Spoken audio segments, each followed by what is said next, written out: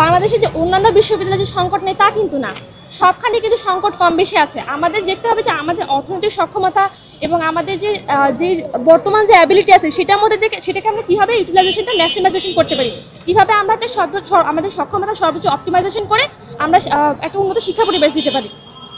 অনেক ভার্সিটি আছে বাংলাদেশে যেখানে শিক্ষক সংকট, যেখানে অবকাঠামো নেই, বিল্ডিং নেই, ভাড়া বিল্ডিং নিয়ে যাচ্ছে, সেখানে ইডেনের 18 একরের একটা নিজস্ব ক্যাম্পাস, 153 বছর এখানে ঐতিহ্য, তারপরে এখানে 6টা হল এবং এখানে যে 30,000 শিক্ষার্থী পড়তেছে। আমরা তো মনে করি ইডেন মহাবিদ্যালয় নিজে একটা আলাদা বিশ্ববিদ্যালয় হওয়ার যোগ্যতা, কিন্তু বাংলাদেশের বর্তমনে আরেকটা বিশ্ববিদ্যালয় অ্যাফোর্ড করার মতো কোনো সিচুয়েশন নেই। আর আমরা কোনো আমাদেরও এই জিনিস বোঝার ক্ষমতা আছে, সেই কারণে আমরা এই দাবিটা নামি। কারণ হয়তো বা আমাদের এটা 16 আনা এটা আমরা মনে করি যুক্তিসঙ্গত ছিল যে আমরা ইডেনকে মহিলা কলেজ বা মহিলা বিশ্ববিদ্যালয় বানানোর আমরা দাবি জানাতে পারতাম। তো সেই জায়গাতে ইডেন যেখানে নিজেই একাই একটা পূর্ণাঙ্গ বিশ্ববিদ্যালয় হওয়ার ক্ষমতা রাখে, সেখানে কোন হিসাবে ইডেনকে একটা ফ্যাকাল্টি বানানো হচ্ছে। আর ইডেন মহিলা কলেজটা কাটার জন্য ইডেন মহিলা কলেজ গঠন করেছিল শুভ স্বাধীন সংঘ, তারা হচ্ছে না ইডেন মহিলা কলেজ গঠন করেছে, পরে এটা সরকারিকরণ করা হয়। তো তারা কিসের জন্য এটা হচ্ছে যে তৈরি করেছিল? মেয়েদের জন্য। কোন মেয়েদের জন্য? যারা নানাবিধ কারণে হচ্ছে যে তখনকার প্রচলিত স্কুল কলেজ বা শিক্ষা প্রতিষ্ঠানে যেতে পারছিল না। তো আমাদেরকে এখন প্রশ্ন করতে হবে, আমরা যখন ইডেনকে কম্বাইন করতেছি বা এমন কোনো সিচুয়েশন নিচ্ছি যেটা আসলে ইডেনের বর্তমান কাঠামো বা এর উদ্দেশ্যের পরিপন্থী, গঠনের উদ্দেশ্যের পরিপন্থী, আমাদেরকে চিন্তা করতে হবে আসলে প্রয়োজনীয়তা আছে কিনা, বা ইডেনের যে উদ্দেশ্য সৃষ্টি করা হয়েছে, যে উদ্দেশ্য তৈরি করা হয়েছিল যে এখানে মেয়েরা পড়বে বা মেয়েরা হচ্ছে যে একটা স্টেপার শিক্ষা প্রতিষ্ঠান পাবে, সেই উদ্দেশ্যে ফুরিয়ে গেছে কিনা। বাস্তবতা হচ্ছে মেয়েদের মধ্যে এখন মহিলা কলেজের চাহিদা আছে বলেই কিন্তু আমরা আজকে এখানে, তাই না? আর হচ্ছে পৃথিবীর অনেক দেশে কিন্তু মহিলা ভার্সিটি আছে, ভারতে আছে, পাকিস্তানে আছে, অনেক দেশে আছে, বাংলাদেশে কিন্তু নাই। তো বাংলাদেশে ধর্মীয় কারণে বলি এবং নিরাপত্তার জন্য তো নানা কারণে বলি অনেক মেয়ে কিন্তু আছে যারা কিন্তু নারী শিক্ষা প্রতিষ্ঠানে পড়াশোনা করাটাকে হচ্ছে যে নারী শিক্ষা প্রতিষ্ঠানে পড়াশোনা করার চেষ্টা করে। এখন তাদের জন্য কিন্তু আমাদের সংবিধানে বলা হচ্ছে যে নারীদের হচ্ছে শিক্ষার ক্ষেত্রে বিশেষ সুবিধা, শিক্ষা না সর্বক্ষেত্রে হচ্ছে বিশেষ সুবিধার কথা বলা হচ্ছে। আমাদের সংসদে সংরক্ষিত নারী আসন 50টা আছে, সেটাকে বাড়িয়ে 100 করা হচ্ছে। সেই জায়গাতে বাংলাদেশের সর্ববৃহৎ মহিলা কলেজকে কিসের জন্য হচ্ছে যে বিযুক্ত করে এটাকে হচ্ছে কম্বাইন করা হচ্ছে, সেটা আমাদের প্রশ্ন থেকে যায়। তো আমরা হচ্ছে অনেকগুলো কনসার্ন মিনিস্ট্রিতে জানিয়ে এসেছিলাম, 1 মাস হয়ে গেল। এই সমস্যাগুলো সমাধান করে আমরা দ্রুত অধ্যাদেশ দেওয়ার জন্য দাবি করছি। তো আমরা বলতেছি যেহেতু হচ্ছে যে জারি করতে দেরি হচ্ছে, এই মাঝখানে আবার হচ্ছে দেখা গেছে যে বিভিন্ন ইউনিভার্সিটিতে 24-25 ব্যাচের হচ্ছে ভর্তি পরীক্ষা শুরু হয়ে গেছে। ফলে থেকে আমাদের যে সেন্ট্রাল ইউনিভার্সিটি সেটা অধ্যাদেশ জারির আগে 24-25কে ভর্তি নিয়ে নিচ্ছে। এখন যে বিশ্ববিদ্যালয় তৈরি হয়নি সেই বিশ্ববিদ্যালয়ে ভর্তি নেওয়ার ফলে হচ্ছে তাদের ক্লাস শুরু করা যাচ্ছে না।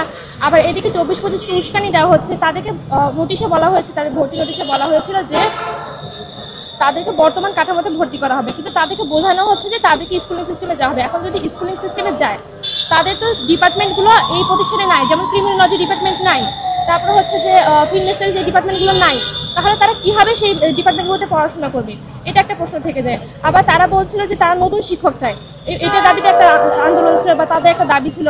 আবার তারাই বলছে দ্রুত ক্লাস শুরু করতে চায়। তো এই যে একটা একটা দ্বিমুখী একটা পজিশন তৈরি হয়ে গেছে। এবার হচ্ছে যে আইনগতভাবে আইনি প্রসেসগুলো ফলো করে ছাত্র ভর্তি না নেওয়ার ফলে হচ্ছে তারাও একটা ক্লাস নিয়ে অনিশ্চয়তার মুখে পড়ছে। শিক্ষকরা বলছেন যে তারা এখানকার শিক্ষক না, তারা ক্লাস নেবে না, তাদের সুযোগ করে দেওয়া হয়েছে আমরা মনে করি যে হচ্ছে যে তাদের যে এই আচরণের জন্য।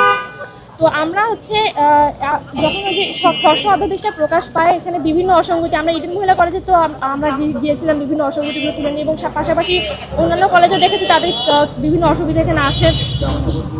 তো আমরা সেটা নিয়ে আলোচনা করেছিলাম। আমরা এটাও বলেছিলাম যে স্বাতন্ত্র্য বজায় রেখে কীভাবে হচ্ছে স্কুলিং সিস্টেম চালু করা যায় বা কীভাবে ইন্টারডিসিপ্লিনারি চালু করা যায়, আমরা সেটা নিয়েও কথা বলেছিলাম।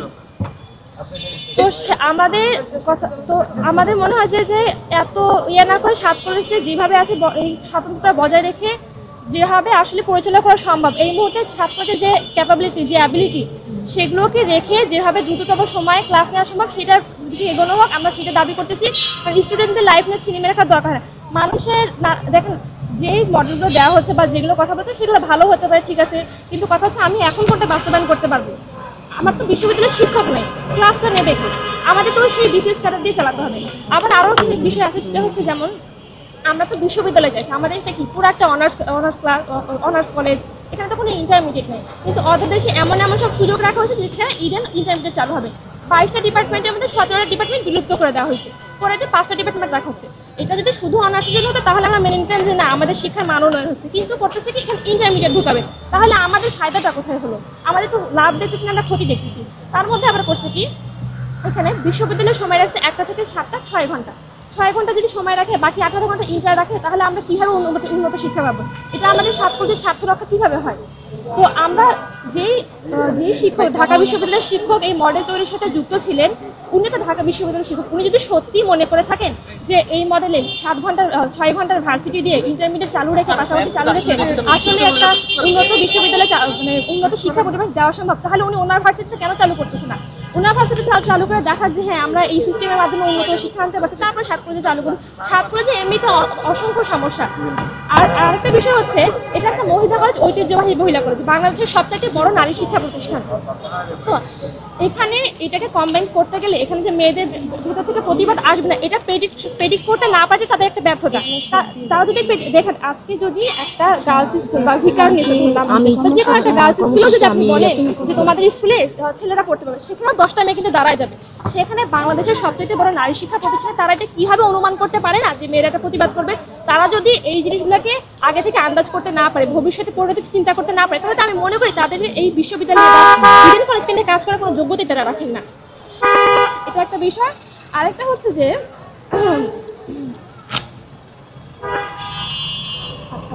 আর বাংলাদেশে দেখেন 7 কলেজের সংকট এবং প্রাক্তন যারা আছে আমরা সবাইকে আহ্বান করতেছি, কালকে আমাদের যে কর্মসূচি রাখা হচ্ছে যাতে সবাই অংশগ্রহণ করে কর্মসূচিটাকে সফল করা হয়।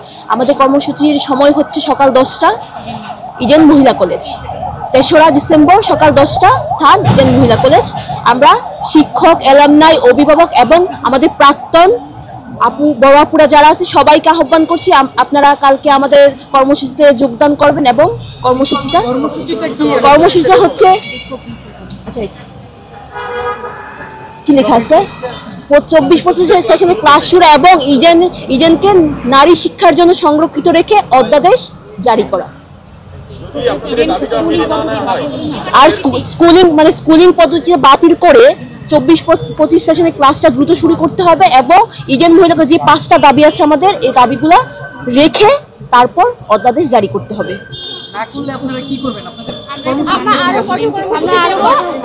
আচ্ছা আমরা কালকে কর্মসূচি এটার জন্য রাখছি, তারপরে আমরা কি করব না মানলে সেটা আমরা আপনাদেরকে পরবর্তীতে জানানো হবে। কিন্তু কালকের কর্মসূচি হচ্ছে কোনো স্কুলিংকে বাদ দিয়ে যাতে ইডেনকে সংরক্ষিত রেখে তারপর অধ্যাদেশ জারি করা হয়।